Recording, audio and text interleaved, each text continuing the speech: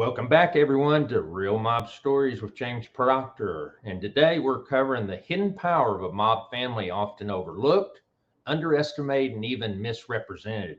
If you're a fan of The Sopranos, you've likely heard of the DeCavalcante family, the so called glorified crew that served as the loose inspiration for the show. But what if I told you that the real DeCavalcante family was far more than a glorified crew? They were one of the most powerful and tightly woven crime families in this country.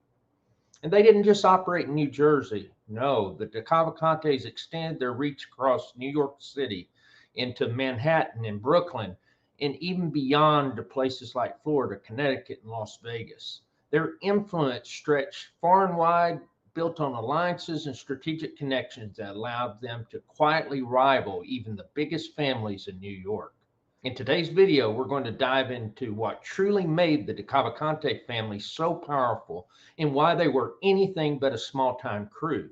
We'll explore the role of their legendary boss, Sam the Plumber DeCavalcante, whose leadership and connections to the commission solidified their position in the mob world. We'll also take a look at their power structure, their unique alliances with other families, and the surprising extent of their influence.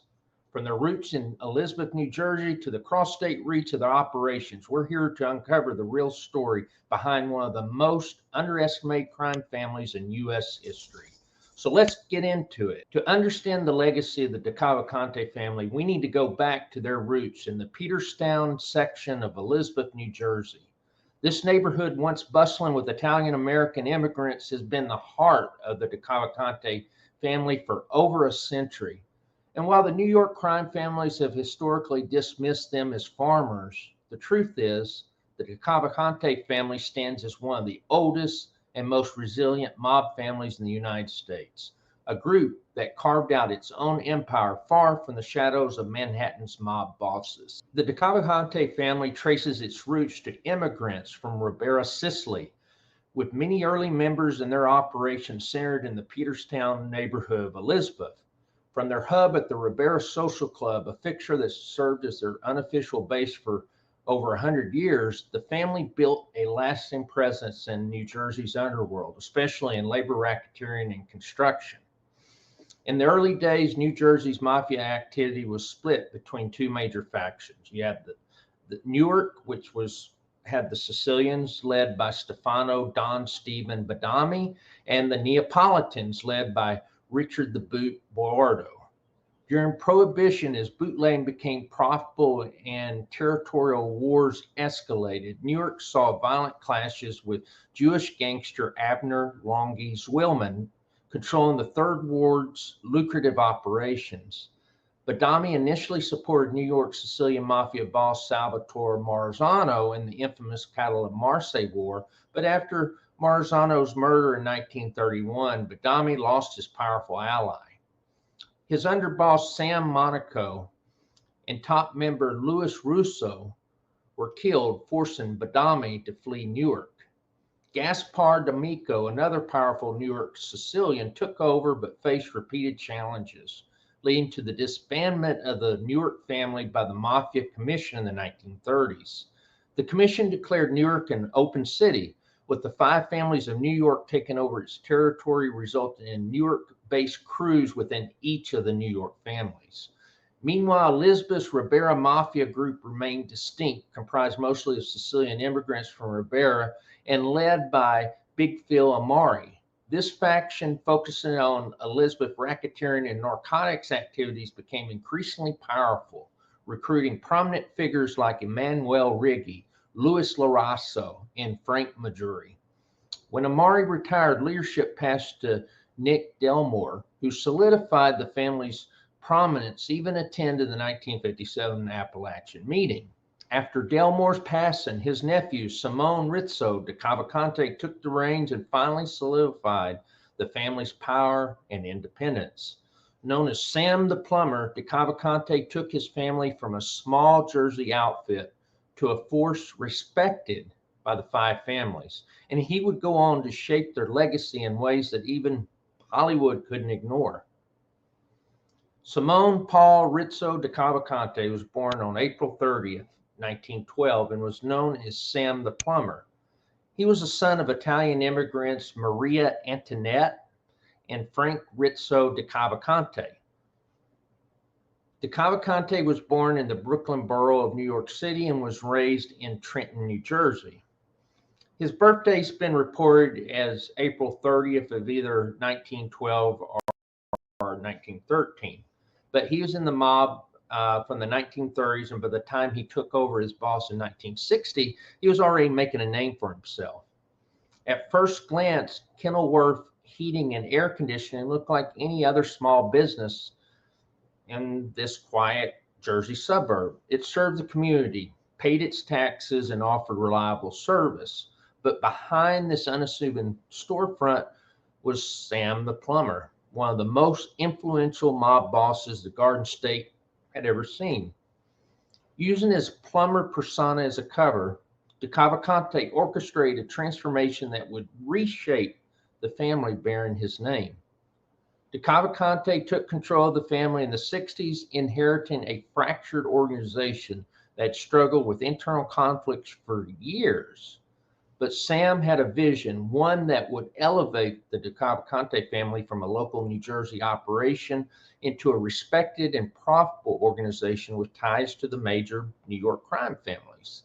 And within just a few years, he doubled the number of made members under his command, bringing stability to a group that New York mobsters had once derided as farmers. And understand, he did this when the commission was not allowing members to be made, but they gave an exception to Sam the Plumber. Sam's experience running a legitimate business gave Sam a strategic edge. He applied those same principles to the underworld, modernizing the family's operations and diversifying their income streams. He expanded their reach beyond Elizabeth and New York, setting up new ventures in New York City, Connecticut, and even Florida. And under Sam's leadership, the Cavalcante family had pulled in up to $20 million a year through a range of illegal activities, including gambling, loan sharking, union racketeering, dope, and more. But with power, of course, comes scrutiny. As Sam worked to raise the profile of his family, the FBI began to notice, and they planted bugs, actually illegal bugs, in the office of Kenilworth Heating and Air Conditioning, capturing thousands of hours of incriminating conversations. These wiretaps revealed the depth of DeCavalcante's connections, not just with other crime families, but with the commission itself. The recordings even captured moments of Sam's personal struggles, like the guilt he felt over his marital affairs and the pressure of leading a criminal empire. It was a glimpse into the mind of a mob boss haunted by the same inner demons that would later become iconic in shows like The Sopranos. In 1969, those recordings led to Sam's conviction on racketeering charges and he was sent to prison. But even behind bars, he never fully let go of the reins. Upon his release in 1976, DeCavalcante relocated to Florida, where he continued to oversee his family's operations, according to some reports, until 1982. And by then, he had groomed his successor, John Riggi, a savvy underboss with deep connections in the labor unions, ensuring that the family he had rebuilt would continue to thrive long after his time. Sam the Plumber may have started as an unassuming businessman, but his impact on the world of organized crime is undeniable, transformed the DeCavalcante family into a force that could hold its own against the giants of New York. The tape showed Sam the Plumber as very fair. People always coming to him looking for advice or to ask him to talk to judges, politicians, etc. Take advantage of his relationships that he spent years developing.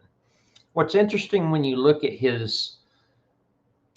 the tapes and listen to him, he didn't yell, curse, or draw attention.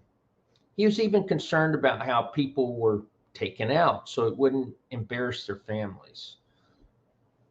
Sam the Plumber, he was lenient when it came to the activities that the people did. On some things, he'd say he didn't want to know. Joe Tiger Swearup, a captain in the DeCavalcante family, was a powerful figure within the mob's operations in Elizabeth until he gets demoted by Sam the Plumber in 1965. This guy was a longtime associate and an influential member within the family's union activities and was the business agent for Local 394 that had been part of the DeCavalcante family for decades. He was known for his involvement in the gambling operations, had a fiery personality that frequently attracted law enforcement attention. However, the problem was he had an inability to follow orders and maintain discipline within the ranks he was leading. His troubles with Sam began when he failed to keep friends from other mafia families employed, violating a promise Sam had made to protect Gambino family members in their New Jersey operations. Despite several warnings, Sfera continued to prioritize his personal interests, refusing to support associates in the union, clashing with underbosses, and ignoring orders not to strike on certain job sites. And this behavior jeopardized DeCavalcante's alliances, the alliances he had spent years building. And when this guy showed additional disrespect by disappearing without notice after a brawl that landed him in the hospital, DeCavalcante reached his limit. So Sam publicly demoted Sfera from his union position and his a capo regime. But despite the fallout, DeCavalcante instructed the family to show Sfera basic respect as a friend of ours, but he made it clear that his leadership was non-negotiable, setting a standard for the entire family. The demotion served as a powerful reminder of the discipline that Sam the Plumber expected within his ranks. One of the things that I found interesting when looking at Sam the Plumber was the relationships that he built up with the commission, and he had a strong friendship with Carlo Gambino, for example. And Carlo Gambino was the one that had a lot of power to make things happen. And that's how the DeCavalcante family was able to get these liberties that weren't given to some of the other crime families when the books were closed.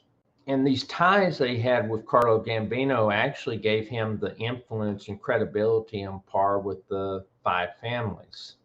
And then he was also very close to Angelo Bruno, the Philly crime boss. And the thing was that Philly was actually added to the commission in the late 50s. And Angelo Bruno, in many ways, was like the unofficial representation of the DeCavalcante family.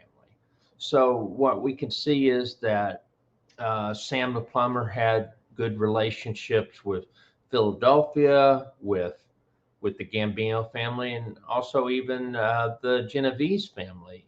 He was close to this guy named Dr. Philip Noto, that was a Genovese guy that was actually a Jersey doctor. And he kind of used him as an unofficial consigliere. So DeCavalcante has his own family, and he would seek advice from Dr. Noto, who was with a different family. He liked Joe Colombo.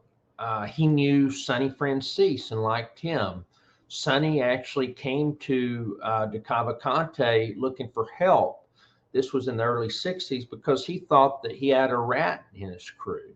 What I found was very interesting about Sam the Plumber and his relationship with the commission and the other bosses was that he was given the intermediary role of representing like a consigliere between trying to resolve the conflict between Joe Bonanno and the rest of the commission, because Bonanno was attempting a coup in the 1960s, and the commission wanted Bonanno to resign.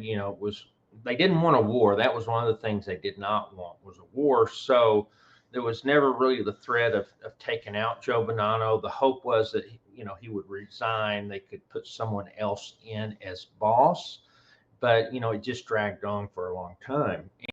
And so Sam the Plumber was actually the one that was the intermediary between Bonanno and the commission. But the problem was that Bonanno would not listen. And, it was very frustrating. Even some of the high ranking members of the Bonanno family, like Joe Bayonne, he actually wanted to join the DeCavalcante family, but Carlo Gambino wouldn't allow it. And you had that a lot with different people found that the DeCavalcante family was one that was led by someone that was fair. A lot of people wanted to join that family, and some of them were allowed to transfer, but then others like Joe Bayonne, he was in such a high position within the family that that would have been almost unheard of for him to actually be allowed to move over, transfer his membership to another family. A lot of people know about the tapes, and those infamous wiretaps were recorded between 1961 and 1965. And it was one of the most revealing surveillance operations ever on the mob. And we've learned a lot from those tapes. There's like over 2,000 pages worth of transcripts, and thousands of hours of tapes on this thing. And so a lot of people, with Sam the Plumber, he became known as the Goodfella tapes. These tapes were known as the Goodfella tapes, or the DeCavalcante papers. And what happened was FBI agents had placed bugs in 4 different locations to pick up conversations that Sam the Plumber was having. So most of the conversations and the most damning ones occurred at his office there at Kenilworth Heating and Air Conditioning. And what they recorded offered this unprecedented glimpse into the Mafia's inner workings, including mob dealings and racketeering, loan sharking, and even murder contracts. The tapes also revealed Sam's deep involvement in mob politics and his complex relationships with the underworld. DeCavalcante referred to himself as the father of his Borgata, or family, and discussed a range of topics, from methods of body disposal to restrictions on weapons like hand grenades after a mob hit tragically took the life of a young boy. Yet, despite these shocking revelations, the tapes were never used to indict him because the FBI had not secured a court order for the wiretaps. So the evidence was inadmissible. The tapes even revealed Sam's frustration with Carlo Gambino's decision to appoint Joe Colombo to the commission. This was a position that Sam himself hoped to secure for the DeCavalcante family as the 6th family. He also expressed bitterness over personal matters, with recordings capturing his affairs and personal regrets. When the tapes became public in 1969, they shook the mob world, exposing just how closely tied Sam the Plumber and the DeCavalcante family was to both crime and local politics. And it was a significant moment in mob history, but the FBI's legal missteps ultimately left Sam untouchable. And one of the things is that we just have to remember that it was very unusual to the decision of his attorney to actually admit these tapes into evidence, but it did reveal the illegal wiretapping by the government, and this complicated all the prosecution efforts. And as we know, more than 50 years later, this became a landmark case on government surveillance methods. So the next part I want to talk about regarding the DeCavalcante family is the reach that they had outside of New Jersey. We talked about the commission and how they had a lot of influence on the commission, but also they had physical crews in other states and locations. And so one thing that I can tell you from my research is that typically the DeCavalcantes had 3 crews operating out of New Jersey. But it also had crews in Connecticut, Manhattan, Brooklyn, and Las Vegas. And so these 2 crews in New York, they go back all the way before the 1950s, with one of the crews out of South Brooklyn and another headquartered in Northwest Queens, but the operations themselves were mostly in Manhattan. So you had Big Frank Colchero running the Brooklyn faction of the New Jersey family for 3 decades until being replaced by Jimmy Rotondo. The Manhattan crew was ran by Joseph Lolordo, and eventually this crew was the one that was ran by John D'Amato. You actually had me and the neighborhood guys in New York who were members of the Jersey crews, and during the 1960s, Sam the plumber was allowed to double the size of his family and induct new members, even though this wasn't allowed elsewhere. Several guys were associates with one of the five families, and then they get permission to transfer to the Jersey family where they actually got inducted. The Connecticut crew was mostly in the Waterbury and New Britain areas of Connecticut, and it was ran by Michael Mikey Poole Poglia, who was the day-to-day capo regime under the eyes of the Connecticut-based underboss Joe Buff La Selva. Joe Buff and his brothers actually operated and controlled rackets in Waterbury, and they lived there. Sometime in the late 60s or early 70s, that's when the DeCavalcantes expanded into South Florida. And when Sam the plumber got out of prison in the early 70s, he retired to South Florida in Miami Beach, and he helped the family to grow its rackets in South Florida. And they were involved in loan sharking, gambling, white collar extortions, and obviously dope. And then finally in the early 2000s, the family started operating out of Las Vegas under longtime soldier and capo regime Charlie Stango. And he was involved in street activities that might have also included running prostitution under the guise of escort services. When you look at the DeCavalcante family, you can't forget about the role that John Riggi had.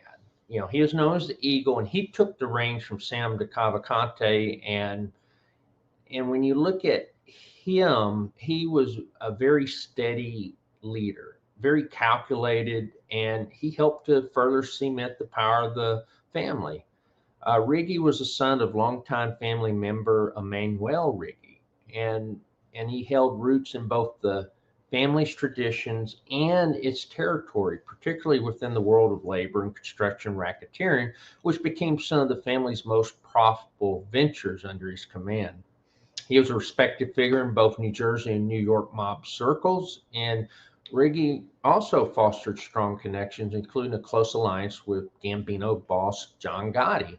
And Riggi's leadership brought structure and innovation to the family. When he went to prison, he established a ruling panel that was led by Corky Vestola to oversee the day-to-day operations. And this strategic approach kept the family somewhat tight-knit and profitable and insulated from law enforcement scrutiny, at least initially. But, you know, things went to hell later. One thing about Riggi is his expertise in labor unions gave the family control over critical industries.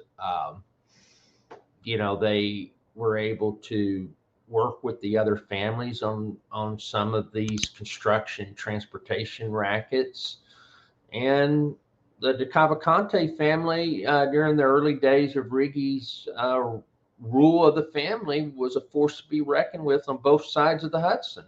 But as the 1990s closed, a sweeping FBI crackdown shook the DeCavalcante family to its core, and I would say that has not recovered to this day. In 1999, a wave of indictments targeted many high-ranking members, including the boss at the time, or at least acting boss at the time, Vincent Vinny Ocean Palermo. Palermo, facing the full force of federal charges, ultimately cooperated with the FBI, which was a devastating blow to the family. It led to several arrests and convictions. And Palermo's betrayal revealed the inner workings of the organization, and it crippled their operations and weakened their power base. And the fallout from these indictments effectively fractured the once cohesive DeCavalcante family. This era marked a turning point as the family found itself under intense law enforcement scrutiny, and it struggled to retain its relevance and power amidst the changing landscape of organized crime. But to wrap up the story of the DeCavalcante family, you have to understand that that family was one based upon resilience, power, and surprising influence. Under the leadership of Sam the Plumber DeCavalcante, this group emerged as far more than the glorified crew often depicted in pop culture and even in the comics. irritates the hell out of me to see it, to be honest, because when you look at and know the history, they were much more than some sort of glorified crew. But Sam the plumber's vision transformed them into a force respected by the New York crime families and influential in areas far beyond New Jersey. His calculated moves and deep alliances established a legacy of power, proving that the DeCavalcante family was a true player in organized crime. Despite their smaller size, the DeCavalcante family held a reach that extended to Manhattan, Brooklyn, and beyond, commanding respect from even the five families. From their strategic operations in construction and labor racketeering to their connections that spanned coast to coast, their influence was much greater than most people realize. They may have flown under the radar, but they were anything but small time. Now, I'd love to hear your thoughts on the DeCavalcante's legacy. Do you think reputation played a big role in their survival? If you enjoyed this deep dive, please like, comment, and subscribe to Real Mob Stories with James Proctor. There's so much more to uncover about the overlooked and underestimated figures in the world of organized crime. Thanks for watching. Until next time, take care, stay safe, and God bless you always.